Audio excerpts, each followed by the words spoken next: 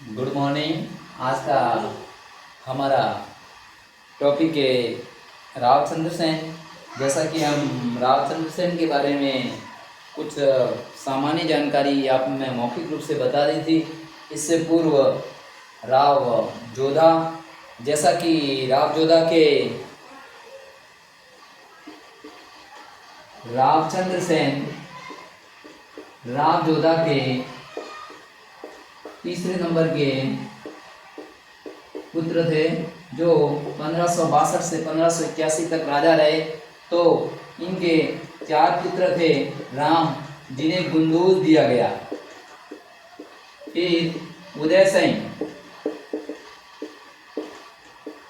सिंह को फलोदी, पोखरण, फिर चंद्रसेन, जो समय में वो राजा बने, की रायमाल, जिनको शिवाना दिया गया।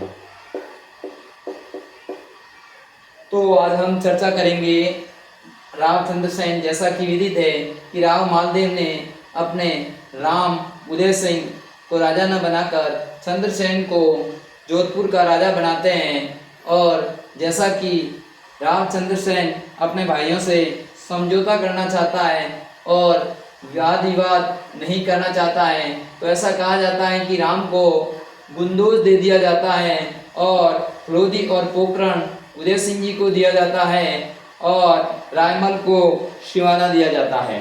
तो जैसा कि हमें विदित है कि राम और उदय सिंह बड़े थे, तो राजगद्दी प्राप्त करना चाहते थे।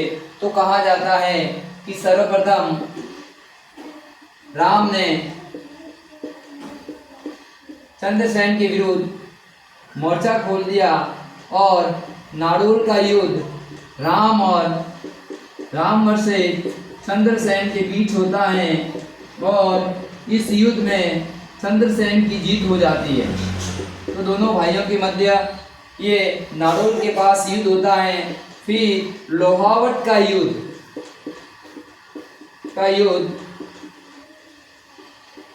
उदय सिंह वर्सेस चंद्रसेन।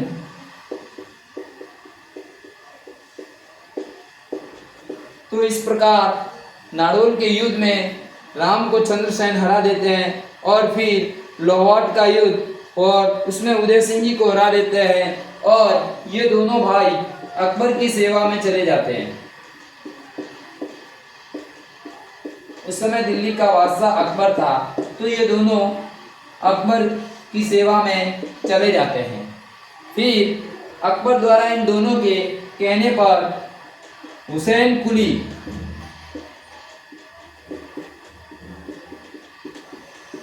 सेनापति के नेतृत्व में एक सेना भेजी जाती है और हुसैन कुली जोधपुर पर आक्रमण करता है और चंद्रसेन अपनी स्थिति को उपयुक्त न समझकर भादराजून चले जाते हैं।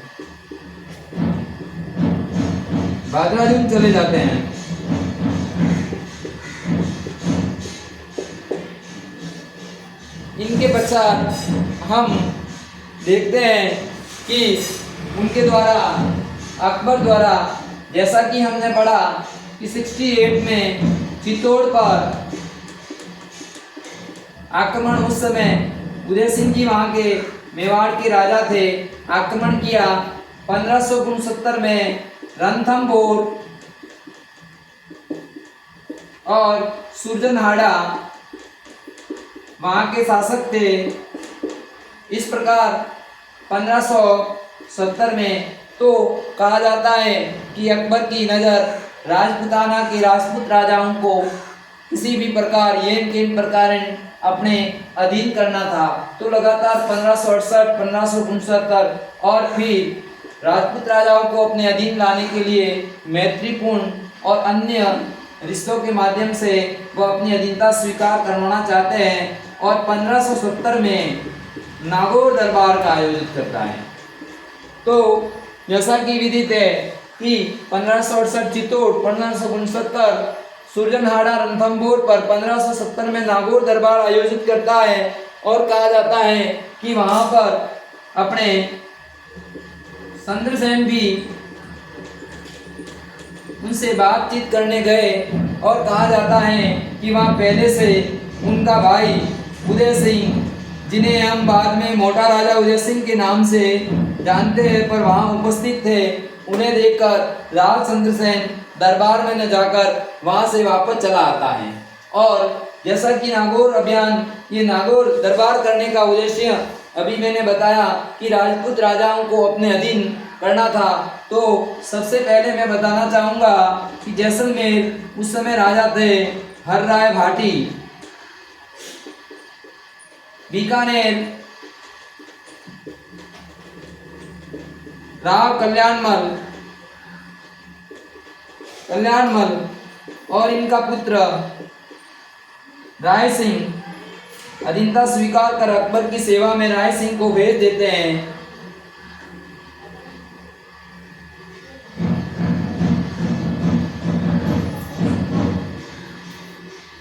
तो इस प्रकार हम देखते हैं कि ये अपने उनकी सेवा में, और जैसा कि विदित है कि उदय सिंह जी थे मोटा राजा और राम भी अकबर की सेवा में चले जाते हैं और अधीनता स्वीकार कर लेते हैं 1570 में राम और उदय सिंह मारवाड़ के।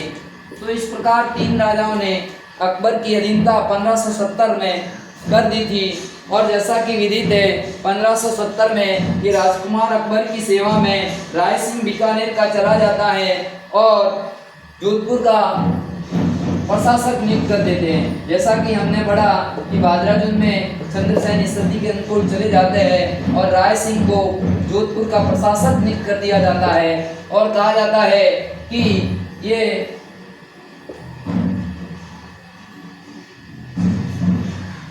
1572 से 74 तक प्रशासक रहते हैं। कहा जाता है कि 74 में राव कल्याणमल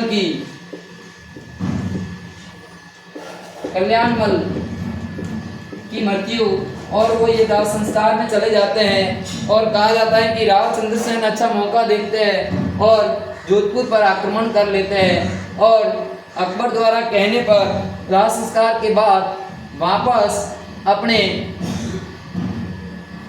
राय सिंह आ जाते हैं। और सबसे पहले जैसा कि राम, जो कि रूठी रानी का पुत्र था, जो सोजत क्षेत्र भी उनके अधीन था, तो सोजत पर वह अधिकार कर 1574 में सोजत पर आक्रमण कर लेता है। और इस प्रकार फिर ये भाद्राजुन पर आक्रमण करते हैं चंद्रसेन पर और चंद्रसेन वहां से कहते हैं कि सिवाना चले जाते हैं। और इस युद्ध में कहते हैं कि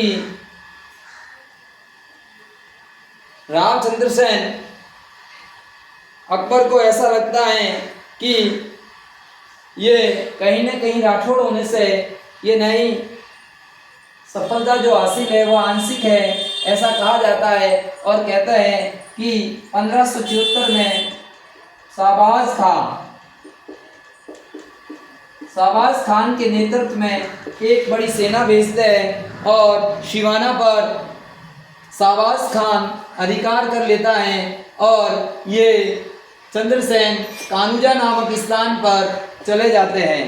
तो और जैसा कि विदित है कि हमने कल्याणमल ये जैसलमेर के बारे में पढ़ा था राव मालदेव के समय, तो कहा जाता है कि वहाँ का राजा हमने पढ़ा हरराय भाटी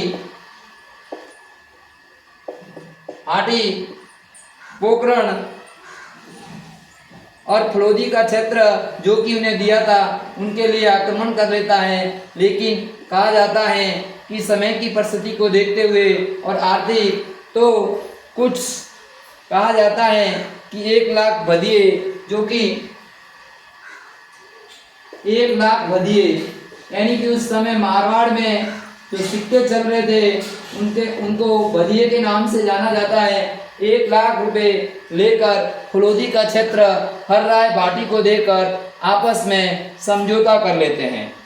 तो इस प्रकार इनका ये आक्रमण होता है और ये शहबाज खान इस पर अधिकार कर लेता है।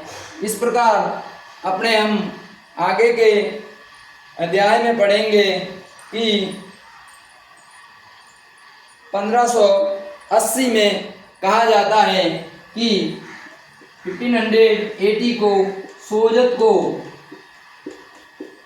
पुनः चंद्रसेन जीत लेते हैं। कहते हैं कि आक्रमण करते हैं और जीत लेते हैं और कहा जाता है कि अंत में राव चंद्रसेन सारण की पहाड़ी जो कि सोजत के पास एक छोटा सा गांव है, वहाँ एक महाकालेश्वर का या माताजी का जो मंदिर है उस प्रांगण में कहते हैं कि चारण में किसी अपना इसका एक विश्वास पात्र द्वारा जहर दे दिया जाता है और उनकी मृत्यु हो जाती है। और इनकी जो छतरी बनी हुई है वो सारण गांव जो कि बगड़ी जाने वाले रास्ते पे ये सारण गांव स्थित है, तो वहाँ पर चंद्रसेन की छतरी है। तो इस प्रकार हम चंद्रसेन के बारे में पढ़ा। तो अब हम चंद्रसेन की कुछ उपलब्धियों के बारे में चर्चा करेंगे। जैसा कि विदित है कि महाराणा प्रताप से पहले एक राजस्थान में एक ऐसा राजा हुआ जो मुगलों से चापामार युद्ध प्रणाली, जो पहाड़ों में हमने जैसा कि पढ़ा कि गढ़ सिवाना, जालोर की पहाड़ियाँ, बादराजुन क्षेत्र, चारण की पहाड़ियाँ, तो चापामार युद्ध प्रणाली द्वारा मुगलों को खूब परेशान किया और इसलिए हम उन्हें मारवाड़ का प्रताप का अग्रगामी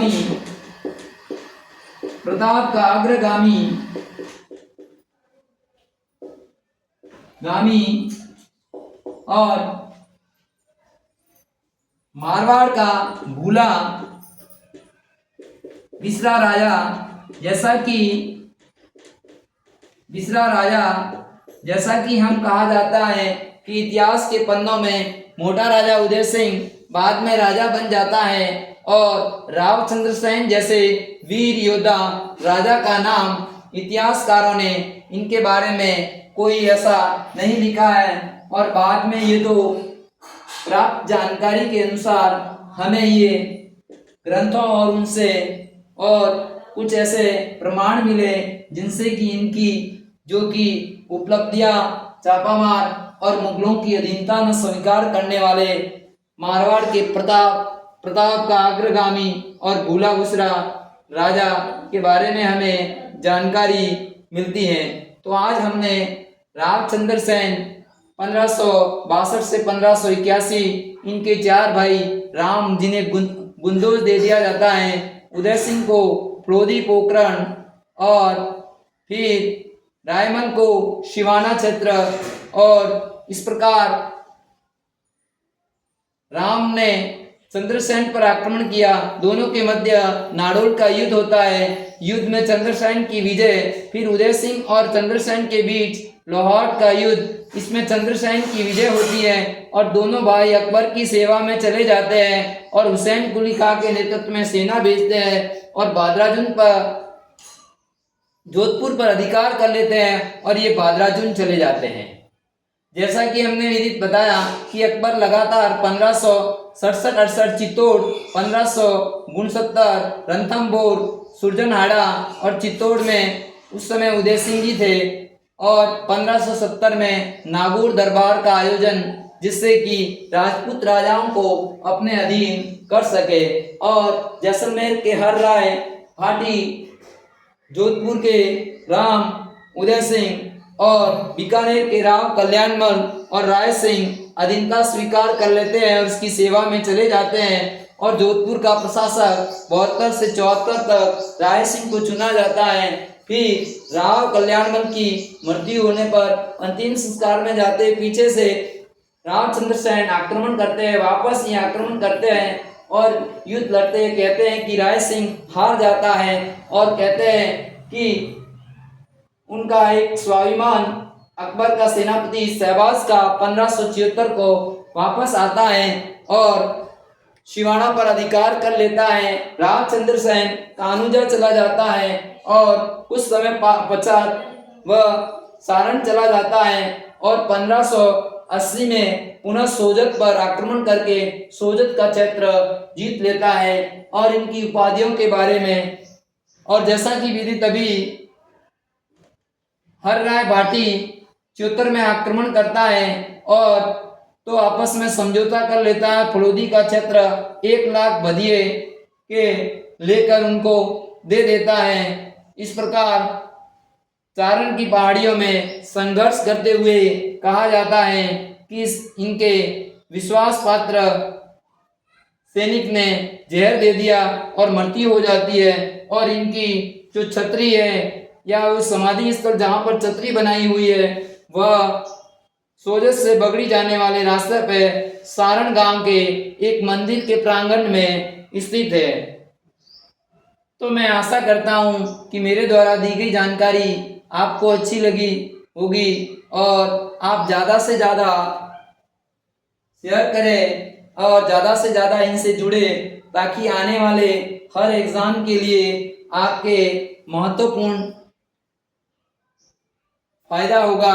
और मैं वादा करता हूँ कि रावचंद्र सेन के बारे में जो भी प्रश्न आएगा, जो मेरे द्वारा दी गई जानकारी किसी भी एग्जाम में इनसे बाहर नहीं आएगा, ये मेरा वादा है और मुझे पूर्ण विश्वास है। जय हिंद, जय भारत।